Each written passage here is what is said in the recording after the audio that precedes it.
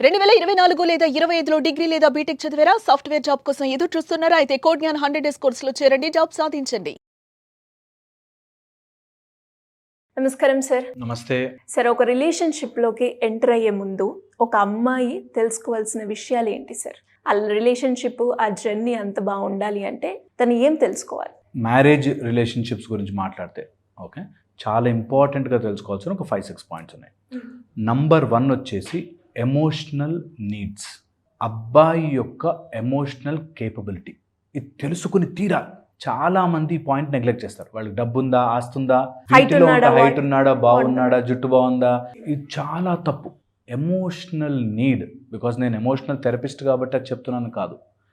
ఒక మనిషి సిచ్యువేషన్ వచ్చినప్పుడు ఎలా బిహేవ్ చేస్తాడు, that is a most important point. ఇది అందరు అమ్మాయిలు నేర్చుకోవాల్సిన స్కిల్. ఒక డేంజరస్ సిచ్యువేషన్ వస్తే, ఒక కోపమైన సిచ్యువేషన్ వస్తే, ఒక ఆయనకు అనుకున్నట్టుగా జరగని సిచ్యువేషన్ వస్తే ఎలా బిహేవ్ చేస్తున్నాడు, emotional growth of the person చాలా ఇంపార్టెంట్. ఎమోషనల్ ప్రిపేర్డ్నెస్ ఉందా లేదా, వెరీ ఇంపార్టెంట్.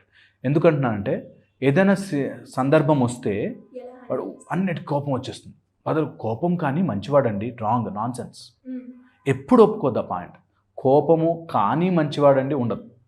నువ్వు ఆ కోపాన్ని ప్రతి సంవత్సరం, ప్రతిరోజు, ప్రతి నెల తట్టుకోలేవు. సో ప్రతి దానికి కోపం వచ్చేసి అన్నిటికీ ఇరిటేట్ అయిపోయి, రాంగ్, నాన్ సెన్స్. అలాంటి వాళ్ళు చాలా జాగ్రత్తగా. ఎమోషనల్గా కంట్రోల్ లేనివాడు, ఎమోషనల్ మృగం అంటాం మేము, ఎమోషనల్ యానిమల్, అలా ఉన్నవాడు వేస్ట్. ఓకే, అదొకటి బాగా తెలుసుకోవాలి. ఎమోషనల్లీ బాగున్నాడు, యు ఆర్ 90% త్రూ. ఓకే, ఏదైనా ప్రాబ్లం వస్తే ఫేస్ చేద్దాం, తట్టుకుందాం, ఏం కాదులే తీసుకుందాము అనేటట్టుగా ఒకటి. బయట కనడం కాదు, నిజంగా ఉండగలగాల క్వాలిటీ, అది అసెస్ చేయడం రావాలి. Okay, emotional. సెకండ్ వచ్చేసి ఫ్యామిలీ ట్రీ. మనకి ఎప్పుడు ఇటు 7 తరాలు అటు 7 తరాలు అని చెప్పారు. ఎందుకంటే ఒక మంచి ఫ్యామిలీ ఎన్వైర్న్మెంట్లో పెరిగిన వాడు జనరల్లీ బాగుంటాడు. జనరల్లీ 90% బాగుంటాడు. ఎందుకు మనము అలోన్గా ఉన్నవాళ్ళు బాగుండరా అని కాదు. చాలా మటుకు కొన్ని రిలేషన్స్ ఎలా ఉంటాయి, అలోన్గా ఉన్న వాళ్ళకి ఆర్ ఒక్కడే ఉన్న వాళ్ళకి రిలేషన్స్తో ఎలా ఉండాలో తెలియదు. ఒకవేళ ఫ్యామిలీ మంచి ఫ్యామిలీతో త్రూ అండ్ త్రూ కలిసి ఉంటే ఒక బంధముతో ఎలా ఉండాలి అని తెలుస్తుంది. ఎందుకంటున్నానంటే ఎనీ బంధం విల్ హ్యావ్ ఎ రూల్. కొన్ని గివ్ అండ్ టేక్ ఉంటాయి ఒక రిలేషన్షిప్లో. ఓకే, ఇది మంచి, ఓసారి కోపం ఉంటుంది, ఓసారి ఉండదు, ఓసారి హ్యాపీగా ఉంటామనే ఆ గివ్ అండ్ టేక్ బంధం ఉన్న వాళ్ళకే తెలుస్తుంది. సో ఫ్యామిలీ బాగుండేటట్టుగా చూసుకోవాలి. జాయింట్ అవసరం కానీ ఒక మంచి family, good family, where they have ఒక ఈవెంట్కి వెళ్తాము, ఓ పూజకు, టెంపుల్కి వెళ్తాము, ఎలా బిహేవ్ చేయాలో తెలుస్తాయి వాళ్ళకి. ఓకే, చాలా ఇంపార్టెంట్. థర్డ్ వచ్చేసి ఫైనాన్షియల్ ప్లానింగ్ లేకపోతే అలాంటి వాళ్ళు ఉన్నా మీకు చాలా ఇబ్బంది పడతారు. నిజంగా కూడా ఒక రిలేషన్షిప్లోకి వెళ్తున్నప్పుడు డబ్బు ఉందా లేదా కాదు, ఉన్న డబ్బుని ఎలా ఖర్చు పెడుతున్నారు. నాకు తెలిసిన ఒక ఫ్యామిలీ లేకపోయినా సరే పెళ్ళి అయితే బాగా జరగాలండి, మాకు పెళ్ళి బాగా జరగాలండి, పెళ్ళి ఏంటి బాగా జరగాలంటే పెద్ద పెద్ద ప్లేట్లు పెట్టాలి, పెద్ద పెద్ద స్వీట్లు పెట్టాలి, 30 రూపాయలు 40 రకాల వంటలు పెట్టాలి.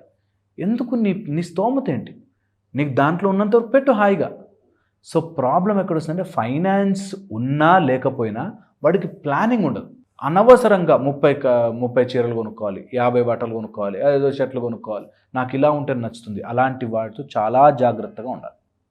Very very important. Financial planning or financial clarity లేని వాడితో ఎక్కువ రోజులు తట్టుకోలేము.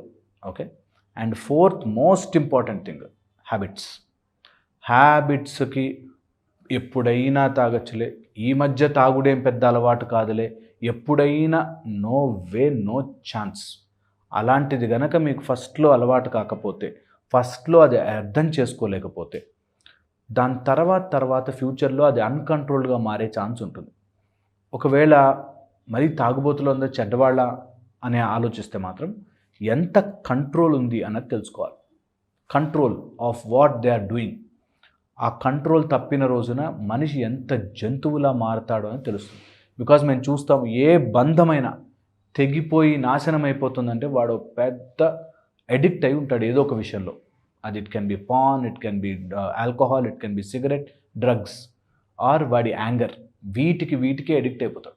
సో అలా ఎనీ అడిక్టివ్ హ్యాబిట్స్ ఉన్నాయంటే చాలా జాగ్రత్తగా ఉండాలి. Okay. Fifth and the most important, health.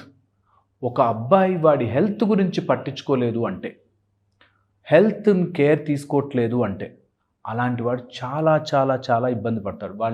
వాడిని జీవితాంతం తల మీద పెట్టుకుని చూసుకునే బరువు నీ మీదకి వస్తుంది.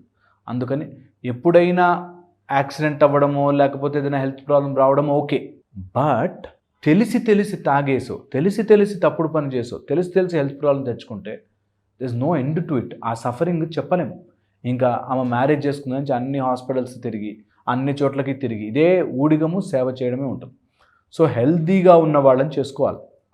ఎందుకంటే ఇద్దరూ సమానంగా బ్రతుకుతారు హ్యాపీగా. లేకపోతే ఎంతసేపు యు ఆర్ సర్వెంట్, ఒక నర్సు లాగా, ఒక సర్వెంట్ లాగా మారిపోతుంటారు. వీటితో పాటు ఎంత కుదిరితే అంత సోషల్ స్పిరిచువల్ డెవలప్మెంట్, ఇది ఎంత ఉన్నవాడు చాలా నీకు లైఫ్లో ఒక స్మూత్ వాక్ అవుతుంది. ఎప్పుడైతే ఈ స్పిరిచువల్ సోషల్ డెవలప్మెంట్ ఉండదో, సోషల్ డెవలప్మెంట్ అంటే నేనుంటున్న కాలనీలో నాకు 100 మంది శత్రువులు ఉన్నారనుకో, నేను మంచివాడిని కాదు, పక్కనోడు మంచోడు కాదు, ఎదురున్న మంచోడు కాదు, వాడు మంచోడు కాదు, అందరూ నువ్వు మంచోడు కాదు అన్నారు, నువ్వు మంచోడు కాదు. సో చాలా important that you are living in the social dynamics. Okay. 1 spiritual development చాలా చాలా ఇంపార్టెంట్. ఏదో ఒక భక్తి మార్గంలో, భక్తి ఎందుకు ఇంపార్టెంట్ అంటే వాడికి భయము భక్తి ఉన్నవాడంటే there is a discipline in their life. ఆ రెండు లేనిది ఎట్టన్నా తిరగచ్చు మనిషి, ఎలాంటి మృగమైనా అయిపోవచ్చు. నాకు భయం లేదు, ఐ కెన్ డూ ఎనీథింగ్. నాకు భక్తి లేదు, నాకు దేవుడే చూస్తాడనే భక్తి లేదు, కాబట్టి ఐ కెన్ డూ ఎనీథింగ్ అన్నట్టు.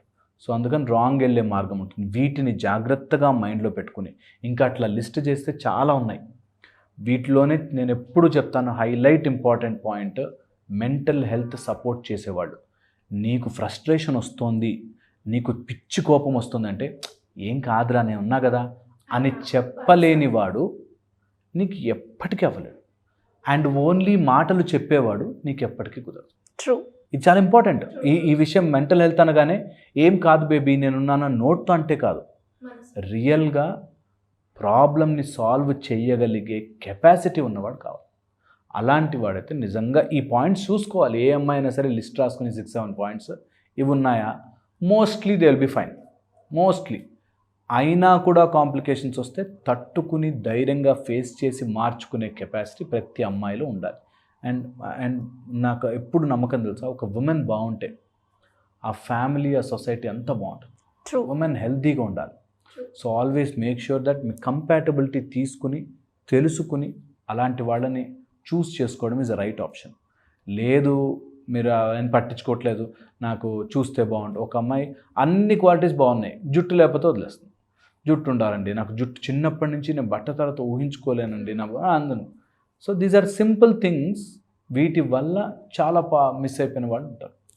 సో అందుకని ఈ పాయింట్స్ ఎమోషనల్ హెల్త్ని, మెంటల్ హెల్త్ని, నీ మెంటల్ హెల్త్ సపోర్ట్ చేసే వాళ్ళని, health, finances, family life, social and spiritual development, ఇవి ఉంటే హోప్ఫుల్లీ వాళ్ళు బాగుంటారు. అమ్మాయిలందరూ కూడా అబ్బాయి బాగున్నాడా లేదా, హైట్గా ఉన్నాడా, నల్లగా ఉన్నాడా, తెల్లగా ఉన్నాడా అని కాకుండా మీరు చెప్పిన క్వాలిటీస్ ఏవైతే చూసుకుంటే, అంటే ఇప్పుడున్న సమాజంలో ఇలాంటివి చెక్ చేసుకొని కనుక ఒక రిలేషన్షిప్కి వెళ్తే చాలా బాగుంటుంది అనిపిస్తుంది. Thank you sir, thank you so much. Suman టీవీలో మీ పర్సనల్ అండ్ బిజినెస్ ప్రమోషన్స్ కోసం కింది నెంబర్కి కాంటాక్ట్ చేయండి.